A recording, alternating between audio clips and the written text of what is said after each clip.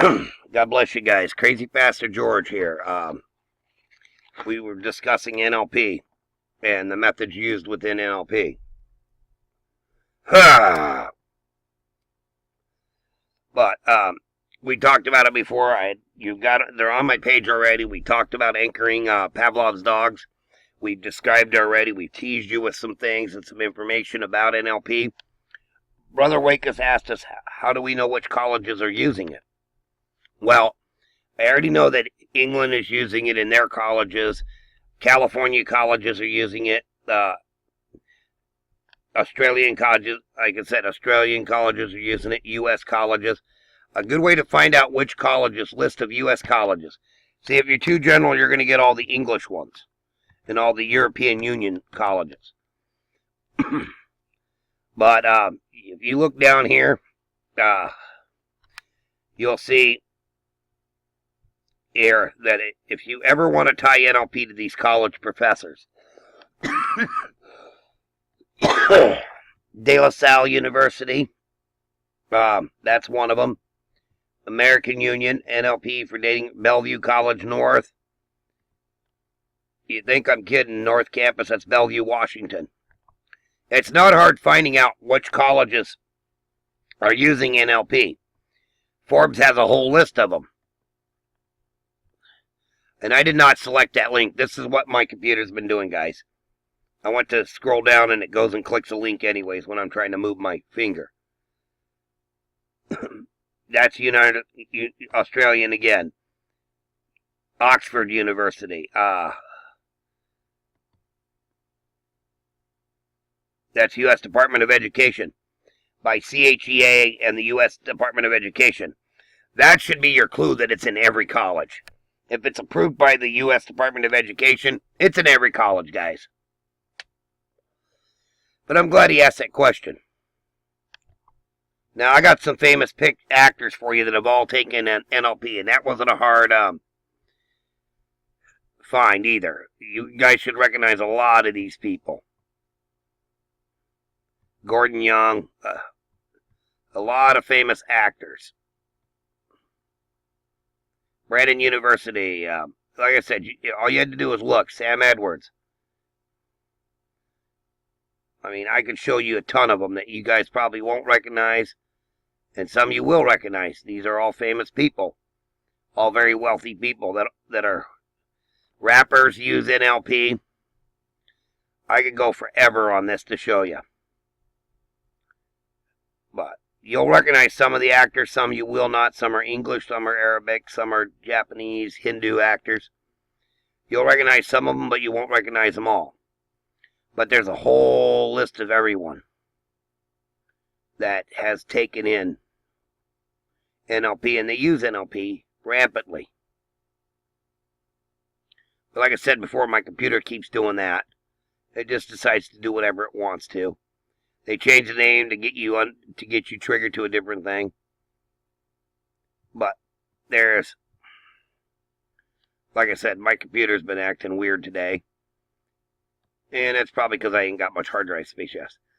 But I talked about it before, and I'll go get Stinky Stein again.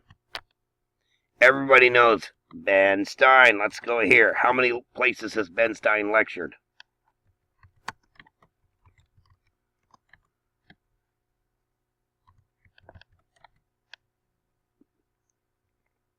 There you go. It's not hard tying him in. He even wrote a book about it.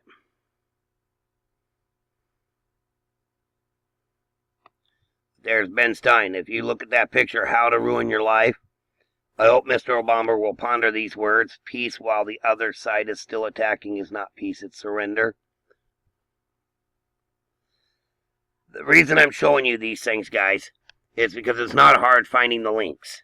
Do a little research. I encourage you guys to do research, and that's why I'm giving you guys the information. I would pray that you do it. But I want to talk about simple psychology here. Techniques of compliance, that's called tethering, known as the foot in the door technique.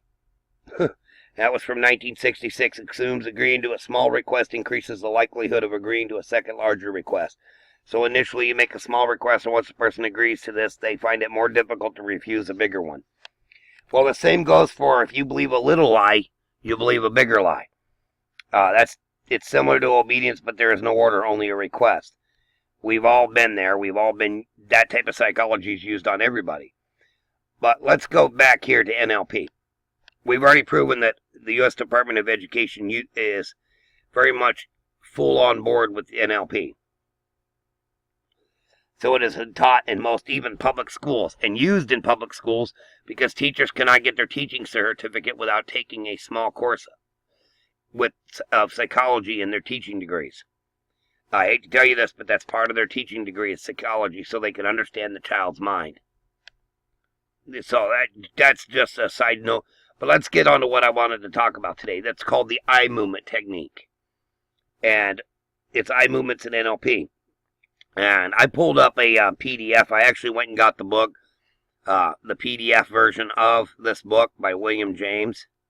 Where's it at here? To see what they were talking about. And it kind of actually has more in it than what he's quoting. So I'll explain that to you here in a minute. But I want to just get on what he's writing here. Eye movements as indicators of specific cognitive processes is one of the most well-known, if controversial, discoveries of NLP, and potentially the most valuable. According to NLP, automatic unconscious eye movements are eye-accessing cues, often accompany particular thought processes and indicate the access and use of particular representational systems. Okay? Now, with anchoring, they plant images in your head and plant thoughts in your head. Now, how do they access these thoughts to incite an emotional response? That's called tethering or foot in the door techniques. Sometimes it's a request, not an order. Think about that. You're willing to do a small favor, then you wind up with a big favor. And that's the issue that we're getting at. And I want to read this here. Notion that eye movements might be related to internal representations was first suggested by American psychologist William James in his book Principles of Psychology, 1890, pages 193 to 195. Observing that some forms of micro-movement always accompany thought, James wrote, in attending to either an idea or sensation belonging to a particular sense sphere, the movement is the adjustment of the sense organ, felt as it occurs. I cannot think in visual terms or example without feeling a fluctuating play of pressures, convergence, divergence, and accommodations in my eyeballs. When I try to remember or reflect the movements in question, I feel like a sort of withdrawal from the outer world. As far as I can detect, these feelings are due to an actual rolling outwards and upwards of the eyeballs. We've all done that. We've rolled our eyes, or we were thinking deep thought, we'll move our eyes. Okay, that's the trick of how they're using it.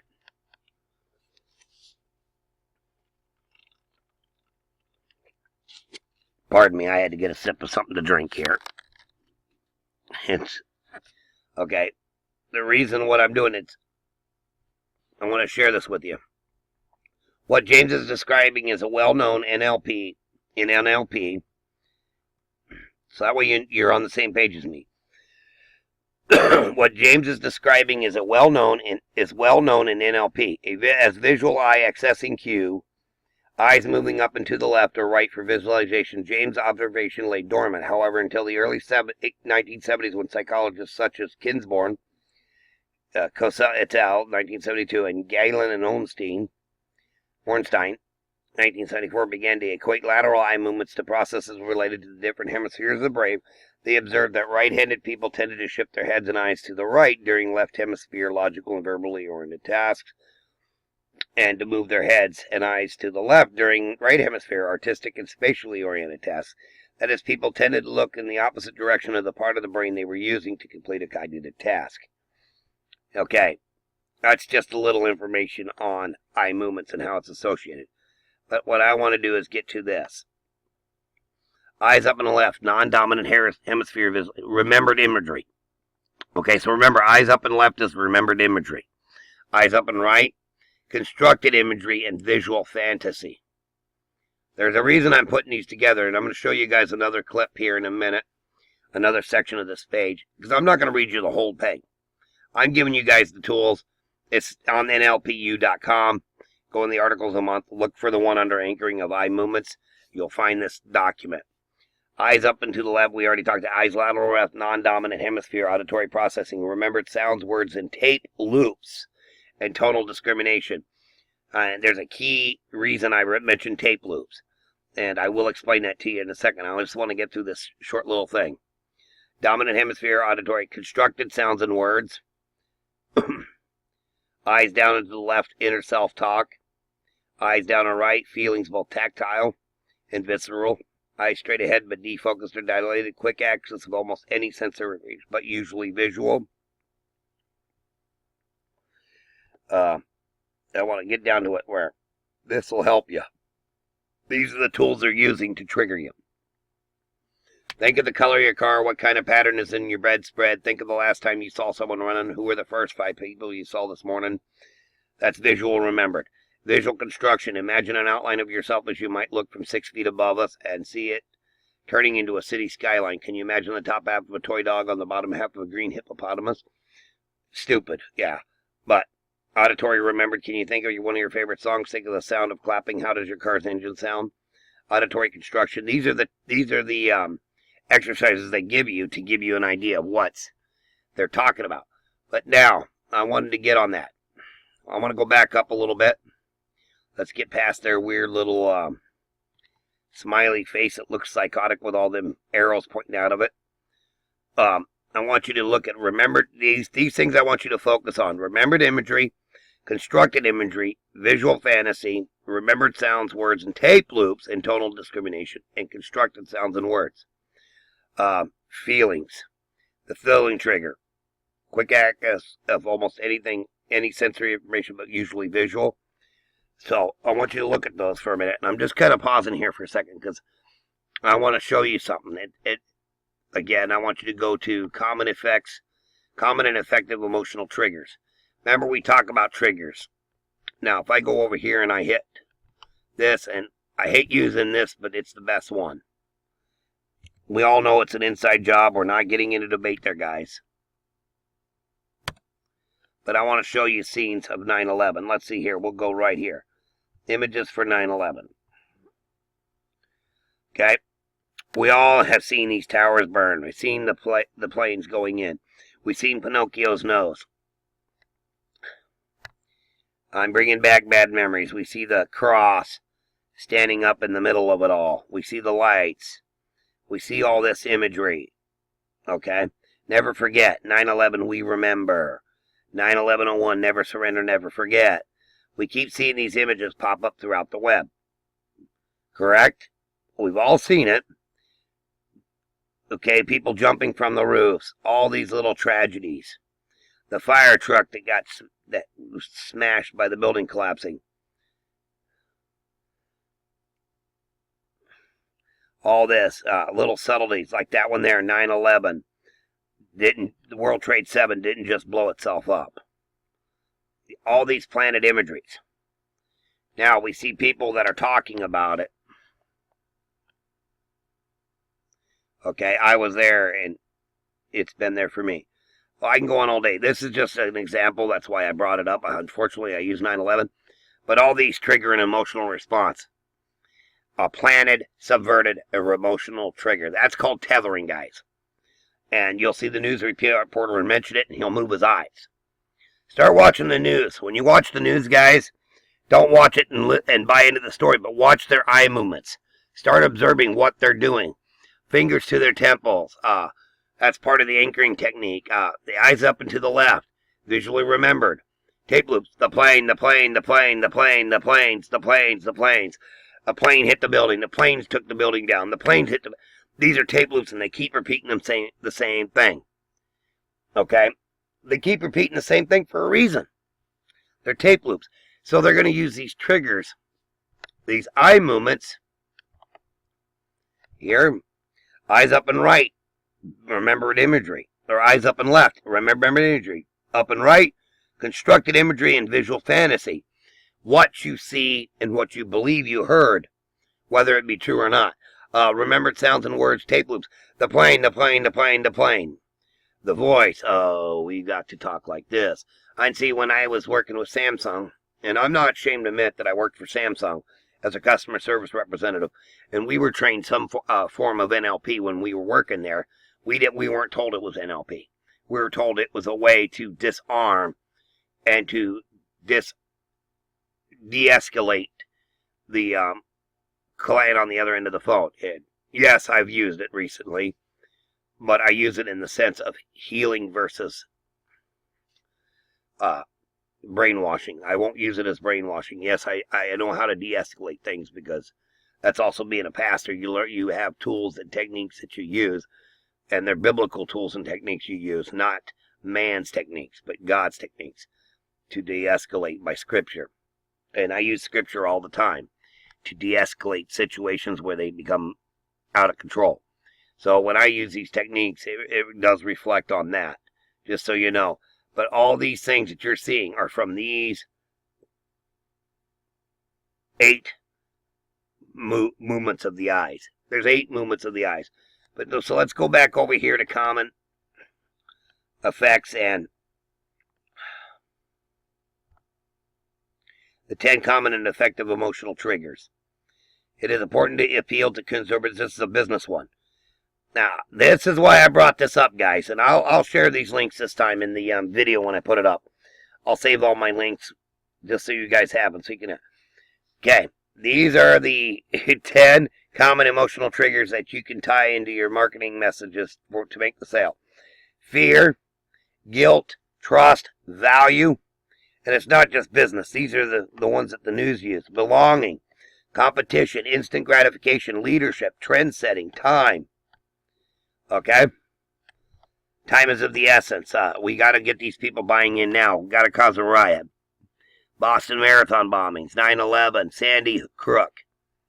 Okay? This was a business entrepreneur magazine that put these out. Just so you know, I am going to share all these links for you. Pardon the language on the left of the page. I have nothing to do with that. That's part of the advertisements. I can't stop that, and I apologize for you guys having to see that. But I want to share these with you guys so it brings to attention and calls to attention the wickedness within the society, guys. This wickedness, and these are the things. Let's look at this. Fear. Fear is an emotion that can be used in a wide variety of marketing messages. Insurance companies often appeal to the emotion of fear with messages like, don't get caught with too little insurance. Guilt. Consumers are easily affected by messages that trigger emotions of guilt. Non-profit organizations use the guilt trigger effectively in copy such as don't let them suffer anymore. Okay, trust. This is one of the hottest trends in marketing.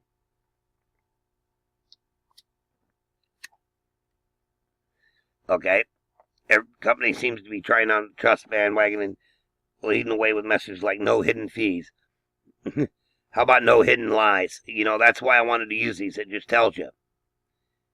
Emotional trigger of value, getting a good deal. Belonging. You want to feel, few people truly want to be alone. Human nature dictates that most people want to feel like they belong. And I talk about those 5 emotional triggers. I've talked about it before. So this is just one place that I got them from. But I will be saving all these links for you. And I want to show you how these connect and how they trigger. Remember I mentioned a few minutes ago the foot in the door technique? This is the techniques of compliance. This is how psychology works to change a person's way of thinking. The door in the face. Refusing a larger request increases the likelihood of agreeing to a second smaller request when you say no to the first one. The lowball technique. Appearing to purchase something at a given price. Okay. Commitment. References. See, this is how they do that. But you see, these are techniques of compliance. But the foot in the door technique is agreeing to a small request. Can you hear me out? Yeah. Or can you hear me out about this? And you tend to be sucked into the false teachings and false lies. Like I said, I don't promote Bud Light or anything like that. It's just garbage that they posted. We'll go back here. But that's pretty much what I wanted to share, guys. It's 20 minutes here. I don't want to take more than that of your time, and I don't want you guys losing focus. Just remember on this. Eyes up and left, the remembered imagery.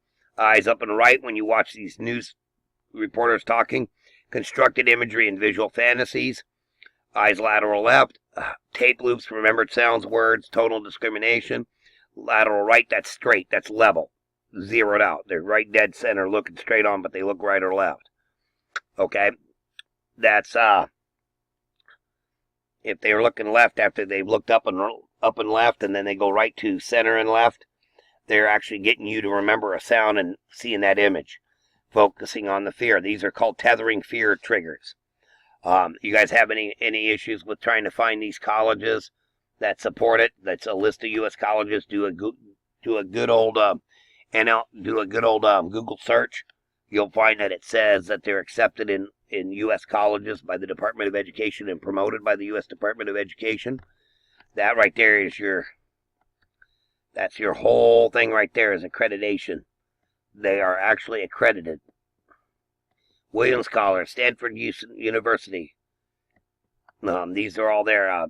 If you see, like I said, and at Sydney Community College, and it's used worldwide. And I don't have to point to one specific college because all colleges, all teachers, public schools is using these methods to brainwash our children in buying into a system of compliance. Not by their own free will, but by hypnosis and emotional triggers. Okay? 5 basic needs of a human is to be liked, loved, accepted, and trusted. Like, love, accepted, trusted, and feeling of importance. So that's the 5 basic needs. Okay? Shelter covers under like, love, and accepted.